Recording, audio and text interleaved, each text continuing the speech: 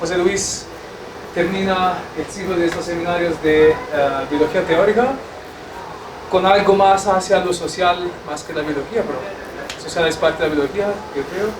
Y entonces, pues, gracias por participar.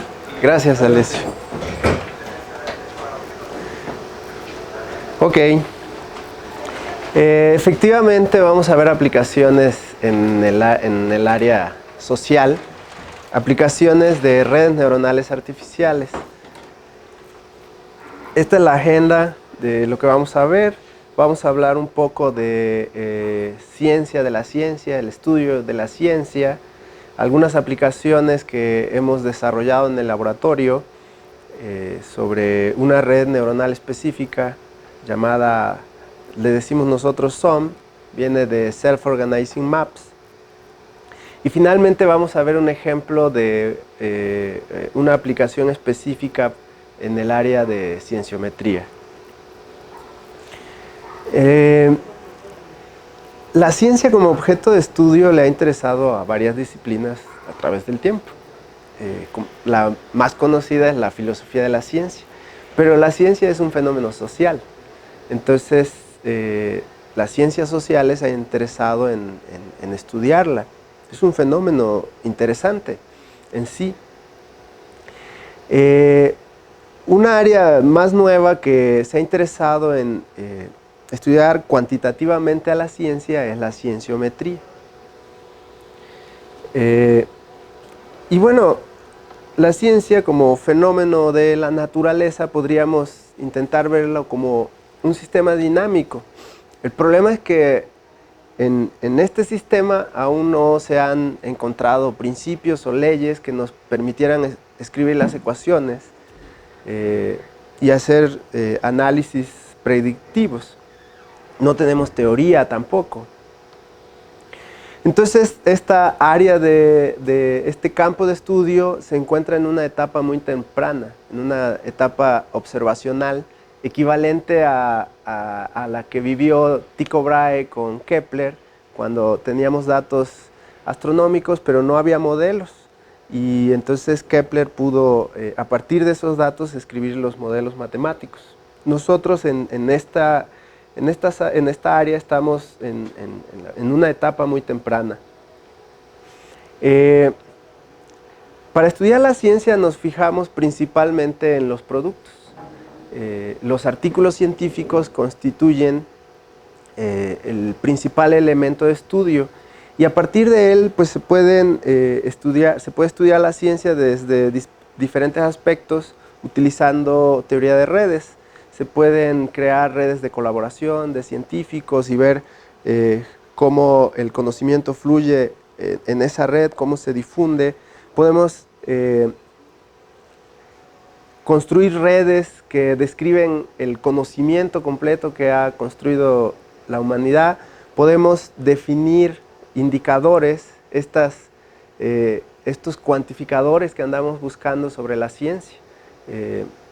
Que bueno, los más conocidos por todos los investigadores son número de publicaciones, el factor de impacto, las citas, etc. Es con lo que todo el mundo está relacionado, porque lo vive, ¿no? Porque los investigadores en sí, que son los principales actores en la ciencia, en el sistema científico, son evaluados con estos indicadores. Así nos dan grants. Exactamente. Entonces, desde hace varios años, con el desarrollo de la tecnología, los artículos científicos pues, han sido almacenados. Las fichas bibliográficas y los textos completos los hemos estado almacenando en bases de datos. Hoy en día, la cienciometría y todos los campos que quieran estudiar la ciencia, pues tienen el problema o el reto o la gran oportunidad de que se tienen muchos datos.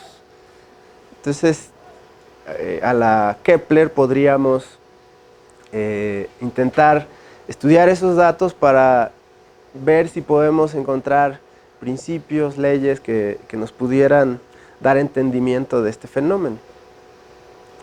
En la base de datos Scopus, por ejemplo, en este momento se encuentran almacenados 70 millones de artículos y muchas más citas, porque cada artículo tiene muchas referencias. En la Web of Science, por ejemplo, ellos presumen que tienen más de 160 millones de artículos.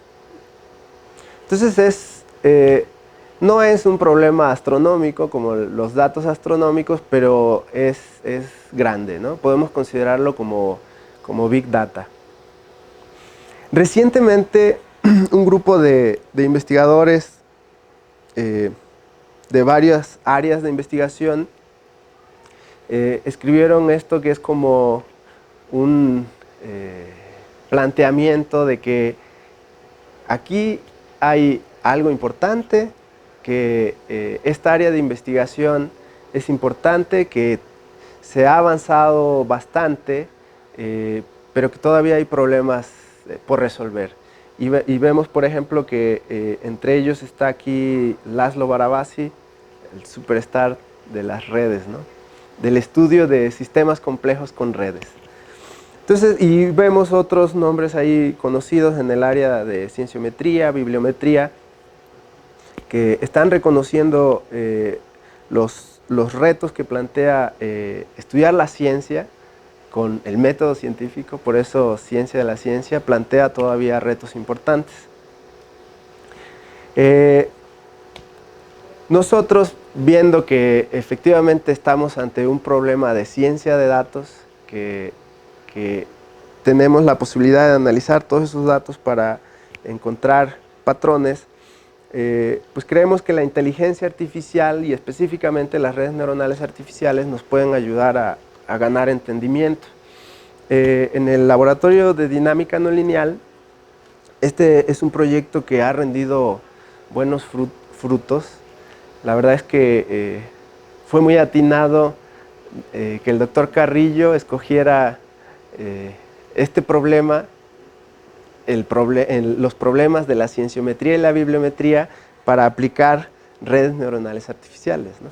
Tradicionalmente se ha trabajado en modelación matemática de neuronas y también en redes neuronales artificiales. Entonces, la verdad es que este proyecto ha sido muy bueno. Ya comentaba hace unos momentos que varios estudiantes se han doctorado en este tema. Incluso participamos en un proyecto de doctorado de una tesis de economía, donde se evaluaba la política pública, específicamente un programa de desarrollo de las tecnologías de la información en México. Del director de Infotec. Del director de Infotec. Ok. También en el laboratorio, pues siempre hemos construido las herramientas computacionales para las investigaciones. Y el laboratorio del SOM, LabSOM como le llamamos, es la herramienta principal para estas aplicaciones en el área de la cienciometría. Que bueno, es la que utilizan todos los estudiantes, ¿no? Vamos a, en lo que sigue, ver un ejemplo de aplicación de cómo los mapas autoorganizados se pueden aplicar en esta área y cómo nos pueden ayudar a resolver varios problemas. Lo que sigue lo presenté en un simposio latinoamericano que se desarrolló aquí en México, un simposio internacional, donde cienciómetras y bibliómetras lo recibieron bastante bien. Después el editor de Scientometrics nos invitó a enviar el trabajo para publicarlo, que por cierto Scientometrics es una de las revistas icónicas del campo. Entonces esperemos que podamos hacerlo bien.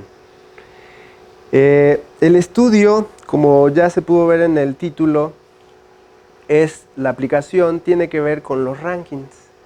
Realmente los rankings han ganado muchísima popularidad y en todos los países, no es solo un fenómeno local. Se espera año con año los rankings porque siempre las noticias son de la UNAM subió tantos, o la UNAM bajó tantos lugares, el TEC de Monterrey escaló tantos.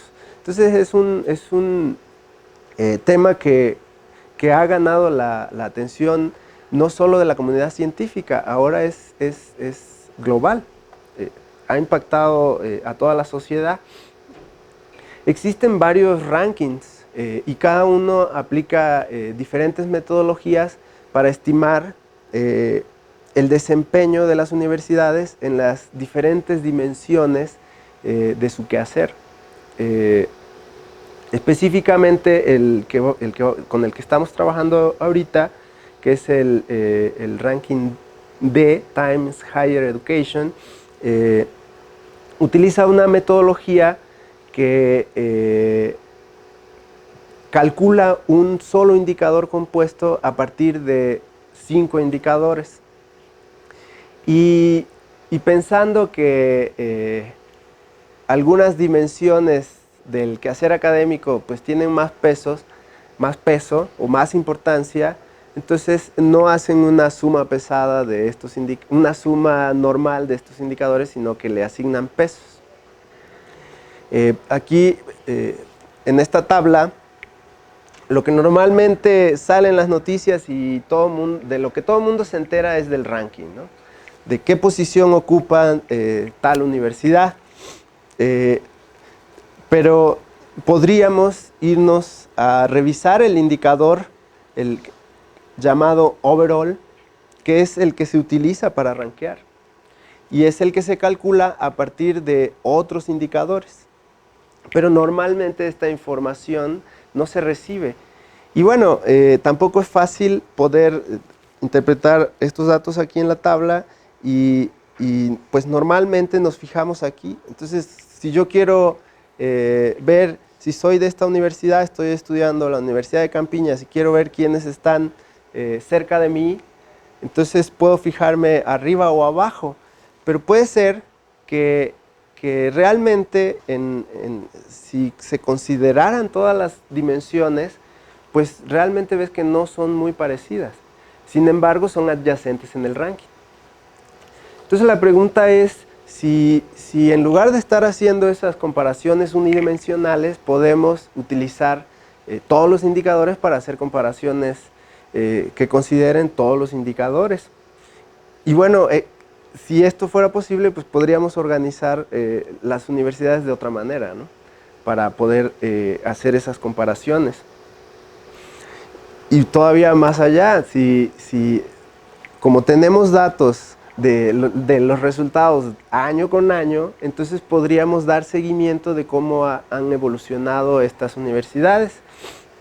Entonces nosotros, para eso, quité una lámina aquí, perdón,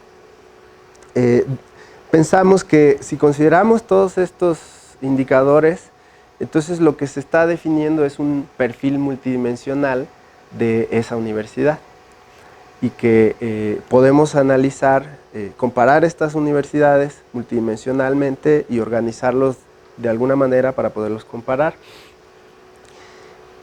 Realmente nos damos cuenta que la red neuronal SOM, los mapas autoorganizados, resuelven este problema, porque justo su principal capacidad o característica es comparar datos multidimensionales, datos que habitan en RN. En este ejemplo tenemos estos puntitos verdes representan datos en R3 y la red neuronal, después de que la sometemos a un proceso de entrenamiento, identifica la estructura de estos datos y nos presenta los resultados en un mapa bidimensional. Y de acuerdo a si estos datos en el espacio multidimensional, de acuerdo a su organización en el espacio multidimensional, es como se van a organizar en este mapa plano bidimensional. Entonces, esto es lo que nosotros utilizamos, estas capacidades de esta red neuronal son las que aprovechamos para resolver los problemas que plantea el análisis de perfiles cienciométricos. Si nos da tiempo, regresamos a los detalles técnicos del algoritmo. Cuando, en el caso de los indicadores cienciométricos que estamos analizando, los indicadores de las universidades latinoamericanas, podemos analizar diferentes años, generando un mapa de conocimiento con el SOM para cada uno de estos años. Esta idea de mapeo estroboscópico, pensando en que no estás viendo la dinámica continua de esos perfiles, sino que es como si vieras un fotograma, ¿no?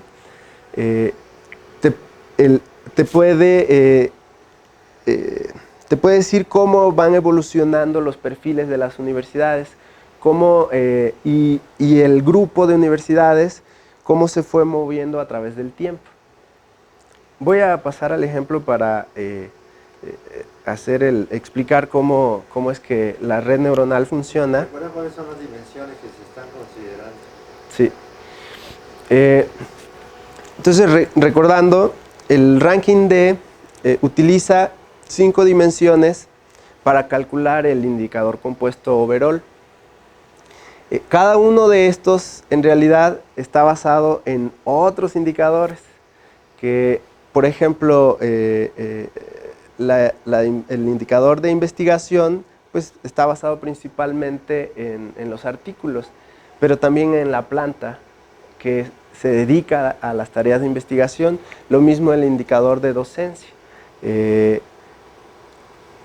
Considera los estudiantes que se están graduando, pero también la relación de profesores-estudiantes.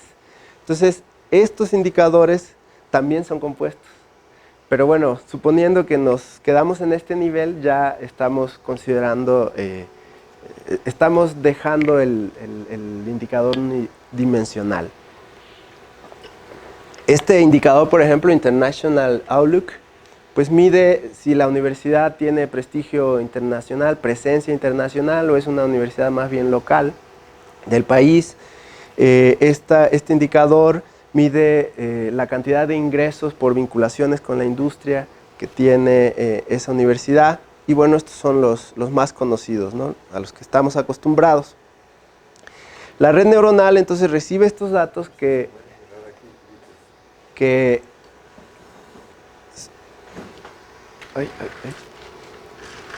perdimos la...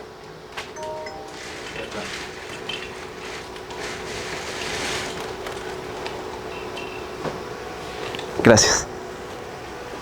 La red neuronal recibe estos datos que habitan en R5 y nos genera este mapa. Es una especie de proyección no lineal a R2.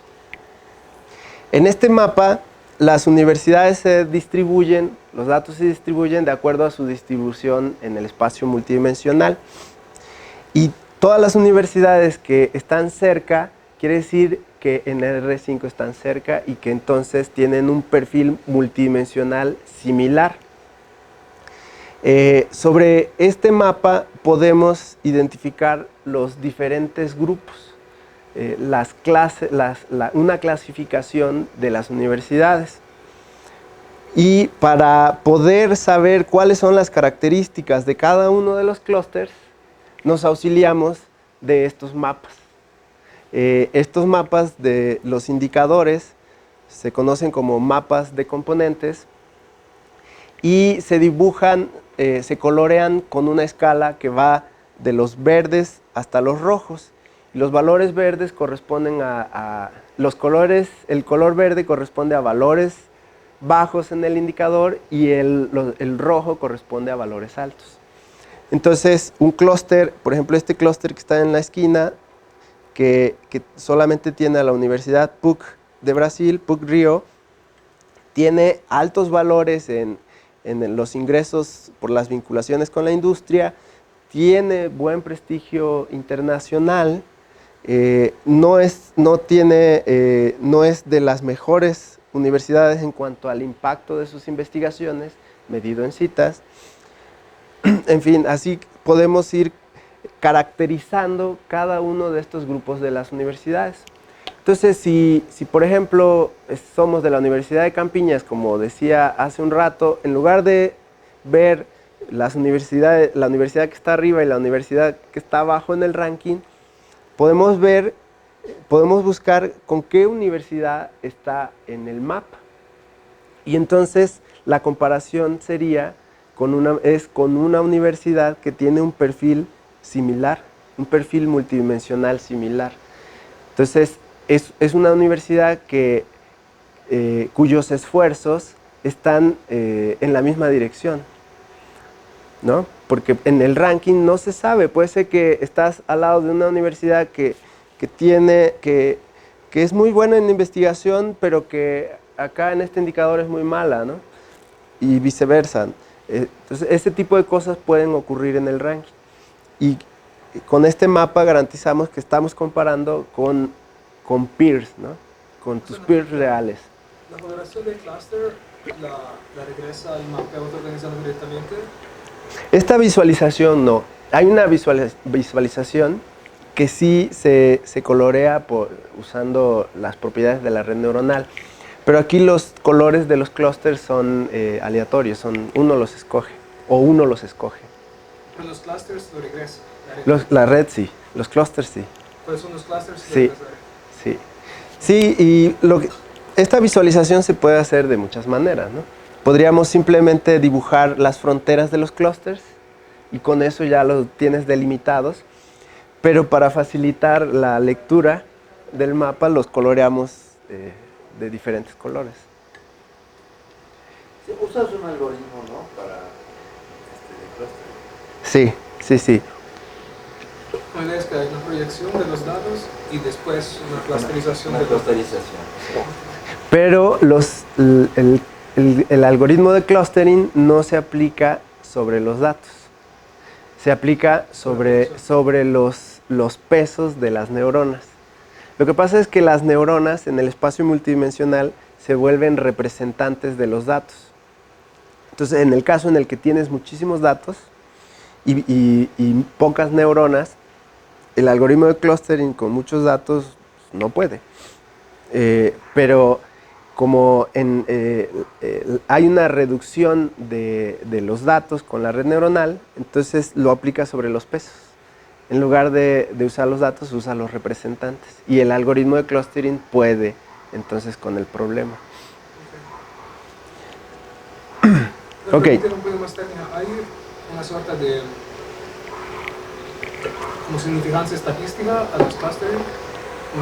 Normalmente cuando es una suerte de probabilidad que estos clusters son verdaderos o no. Hay medidas para ver qué tan buena es la partición, ¿no? Qué tan bueno es el clustering. Y entonces lo que normalmente se hace, sobre todo porque si se usa un algoritmo de clustering particional o jerárquico, tienes todos los clusterings. El clustering de 2 clusters, de 3 clusters, 4 clusters. Entonces le calculas una medida a cada uno de ellos y te quedas con el mejor. Una medida que tome en cuenta dentro de cada clúster qué tan juntos están y en diferentes clústeres qué tan separados están. Porque tú quieres que los datos que están en un clúster sean muy parecidos y que sean diferentes a los que están en otro clúster. Esta suerte de optimización ya está implementada en el SOM. Sí. No, en la herramienta. El SOM por sí solo, esta visualización no es parte del algoritmo SOM. Entrenas la red neuronal y ya tienes los vectores de pesos, ya se ubicaron ahí entre los datos en RN. Y asociado cada neurona. ¿Puedes ir a la tenías la pues, imagen antes? Sí. Sí, tal vez puede ser útil para... Ahí. Aquí, ¿verdad? El SOM lo que te da es aquella. Esta es una visualización más realista del SOM. Aquí, las neuronas están organizadas en una malla rectangular. Podemos pensar que cada píxel aquí en esta imagen es una neurona y está fija. Pero esa neurona tiene asociado un vector de pesos en el espacio de los datos, en RN. Entonces lo que hace el algoritmo de entrenamiento es mover todos los pesos de las neuronas para que se distribuyan en todos los datos y reconozcan su estructura. Y bueno, parte del algoritmo hace que... Voy a pasar de una vez ya que estamos en esto. Es un entrenamiento competitivo. La red neuronal, aquí esta imagen es igual que la anterior. Cada una de las neuronas está en una malla rectangular. Entonces esa posición es fija. Y todas estas neuronas reciben de la capa de entrada los datos. Entonces cuando un dato entra aquí, todas las neuronas compiten para representarlo. Y la neurona ganadora, la neurona que lo gana, es la que se actualiza para representarlo mejor. En realidad se utilizan medidas de similaridad. Si los datos los pensamos en un espacio euclidiano, pues se usa la distancia, ¿no? Euclidiana. Entonces, el peso de la neurona que esté más cerca del dato, eso hace que sea la neurona ganadora, ¿no? Y la regla de actualización lo que busca es hacer que ese peso de la neurona se parezca aún más al dato. Y lo nuevo que introdujo Teuvo Kohonen respecto al algoritmo K-means, que se parece mucho, sigue estas mismas reglas, fue no solo actualizar el peso de la neurona ganadora, también actualiza a las vecinas, pero en menor proporción. A la neurona ganadora la acerca mucho al dato, a las otras las acerca menos, y entonces se define una función de vecindad en esta malla para que las neuronas que están muy lejos se modifiquen muy poco. Entonces eso hace que... Lo suaviza un poquito. Lo suaviza. Eso hace que en el proceso de entrenamiento, si uno ve en tiempo real cómo se van modificando estos pesos, esto en realidad son fotos del video. Se puede ver cómo estos datos, estos pesos se van adaptando a la estructura de los datos. Y entonces se piensa que se ve cómo se están autoorganizando esas neuronas para poder identificar la estructura de estos datos. Sí, acercarse. Acercarse. Porque al final de cuentas lo que hace el método es que tenías muchos datos y tenías que cada neurona tenía un representante en el espacio multidimensional de los datos. Y al final quiere que cada uno de esas neuronas tenga asociado un grupo de datos que ella representa. Y claro, como están todos los datos esos están cerca de esta, puedes hacer el clúster basado en estos y no en todo el universo de datos. Entonces, aquí la etiqueta que está dibujada aquí en la universidad, de las universidades, se dibuja en la neurona que lo ganó. Cada universidad es un dato en RN. Entonces, cada neurona está representando a varias universidades. Y los clústeres aquí son clústeres es un grupo de neuronas que a su vez contienen a los datos. Y cada clúster representa un perfil diferente de desempeño académico. Académico, exacto. Y el software que hizo José Luis te permite hacer el entrenamiento de la red, te permite calcular la medida esa, ¿no? De qué tan bueno serían los clústeres, y te dicen qué tan bueno es uno de 5, de 7, de 9, ¿no? Y luego también te permite implementar un algoritmo de clustering de acuerdo a eso. Entonces sí, tiene las tres técnicas incorporadas. Toda esta contribución de tu doctorado, toda la parte de clustering que permite hacer combinaciones. No, realmente la herramienta la he desarrollado desde que llegué al laboratorio, ¿no? Bueno. Es el proyecto completo. O sea, mi participación en el proyecto al principio era más de programador.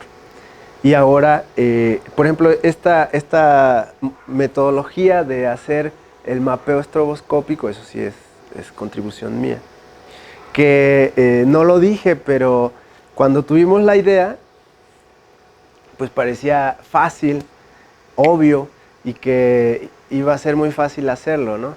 Porque le pasas los datos de un año, obtienes un mapa, después del otro año y ya, ¿no?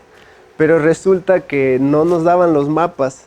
De hecho, este está puesto así para hacer ver que se mueven los clústeres. Este clúster verde ahora está acá arriba. No los puedes comparar. Y entonces no lo puedes comparar. Cada uno de ellos, pero están redistribuidos. Sí, porque en el proceso de entrenamiento hay un ingrediente de aleatoriedad que hace que se te mueva. Y bueno, tuvimos que modificarle ahí para... No hay manera de usar como los resultados del año precedente como condiciones iniciales del... Esa es una de las opciones que exploramos y de hecho esa es la mejor. Sí, utilizar como condición inicial de los pesos. Sí, porque normalmente lo visualizas aleatorio, ¿no? Los pesos Sí, del primer año. Y ya los demás usas como condición inicial los otros años.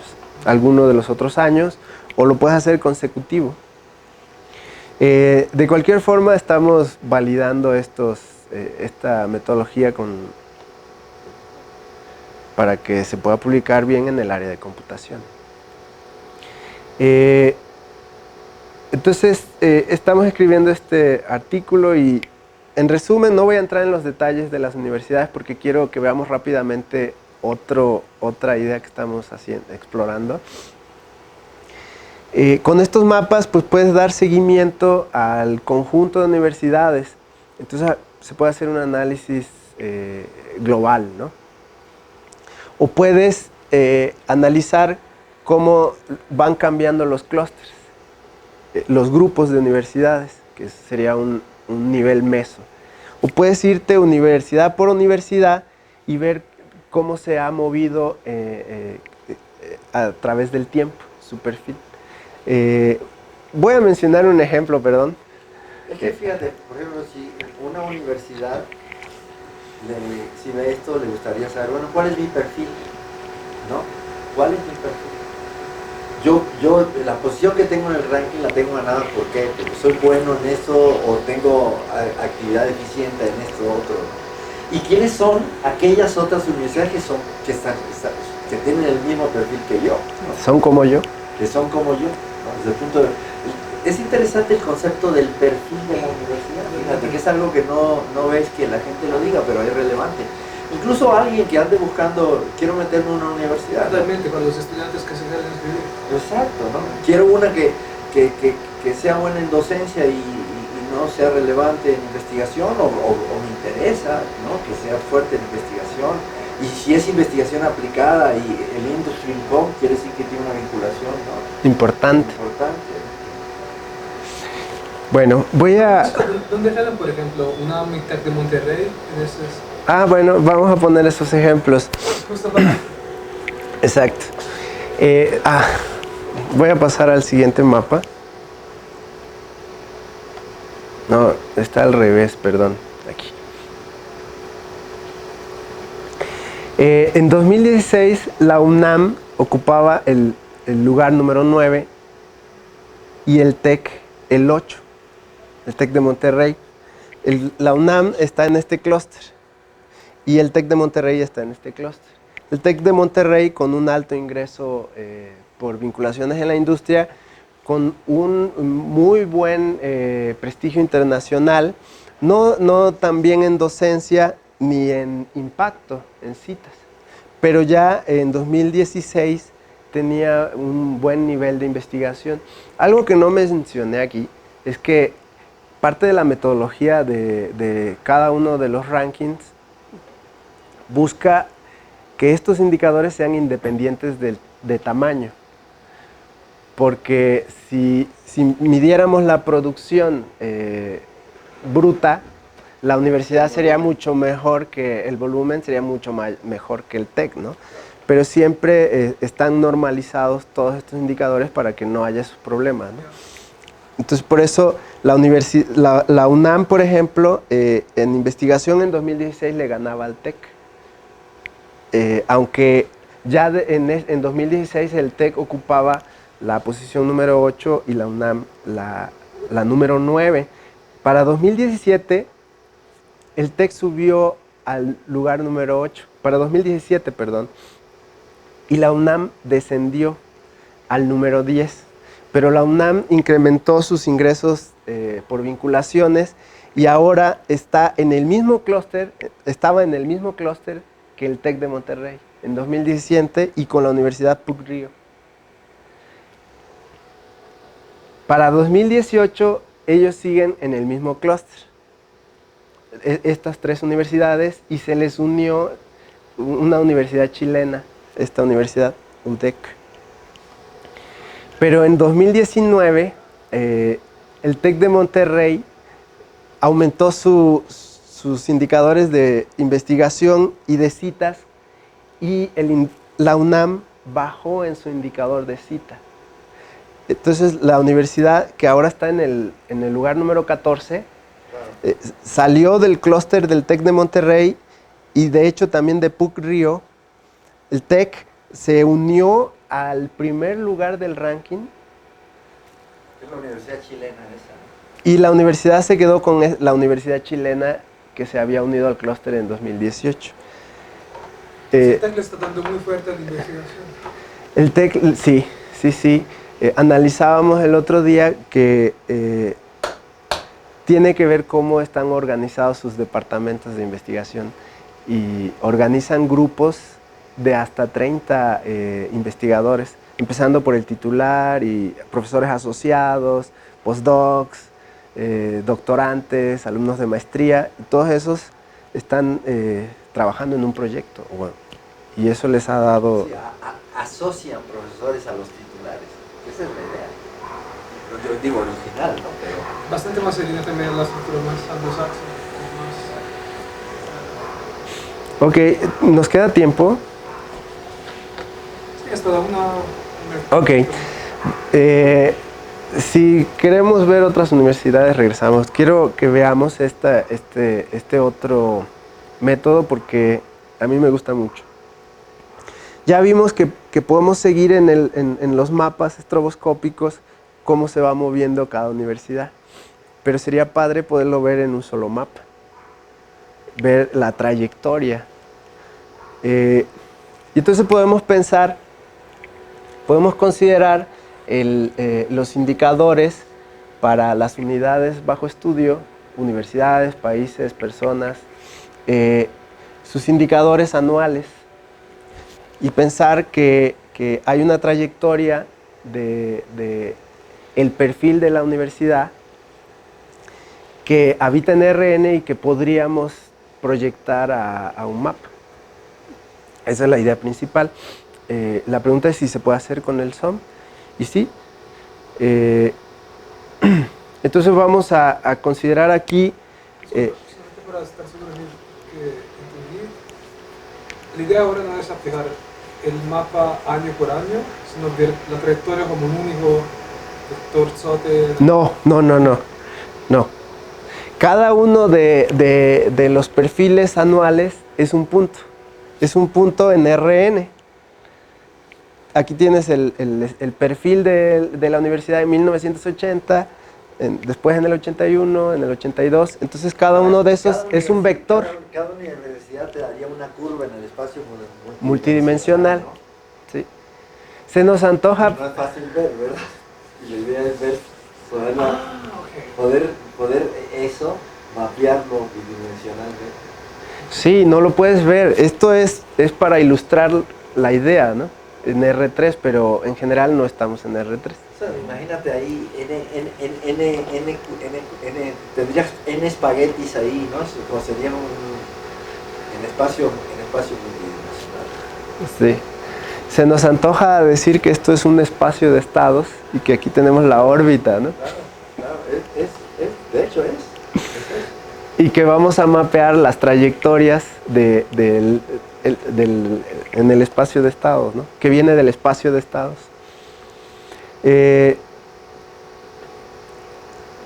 Entonces vamos a considerar primero la trayectoria del perfil de una sola unidad científica, que en el ejemplo que les voy a mostrar es de un área de investigación mexicana, la inteligencia artificial.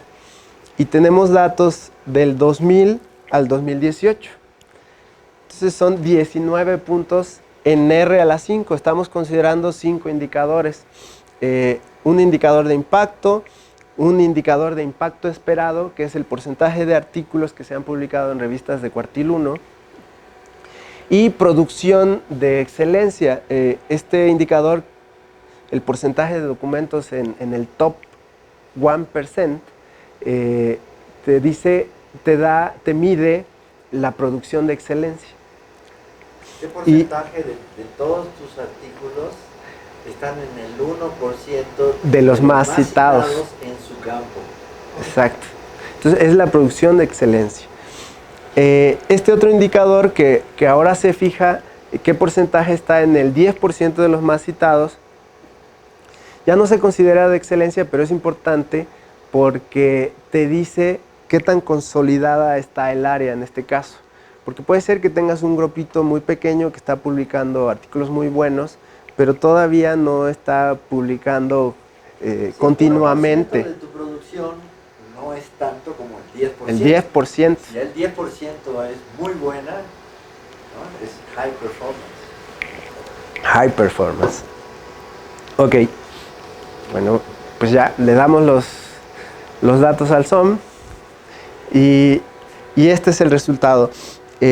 Otra vez tenemos el mapa de clustering. Utilizamos ¿Cuáles son tus componentes aquí? Las que ya habíamos dicho, ¿no? ¿A esta se refiere?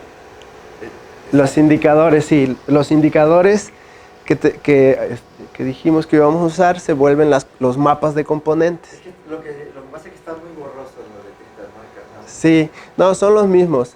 Sí, pero por ejemplo, el primero, ¿cuál es? De hecho, el primero no lo mencioné aquí, es el share. Es la fracción de la producción del área mexicana en inteligencia artificial respecto a ciencias de la computación. Entonces, pues resulta que... Es interesante, ¿no? Porque te dice qué tanto estás comprometida con esa área, ¿no? Es el porcentaje de todo lo que tú haces en computación que representa inteligencia artificial. Sí. Y bueno,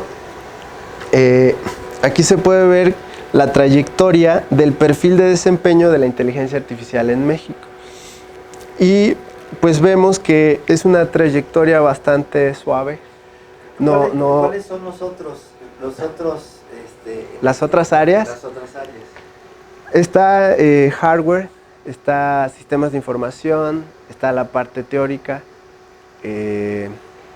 Está dividido, está separado cibernética de inteligencia artificial por alguna razón. Inteligencia artificial y creo, se me ha de escapar alguna.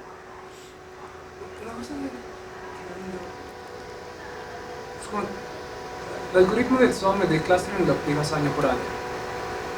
Y ahora como obtienes un SOM que funciona para todo, un mapa que funciona para todos los años.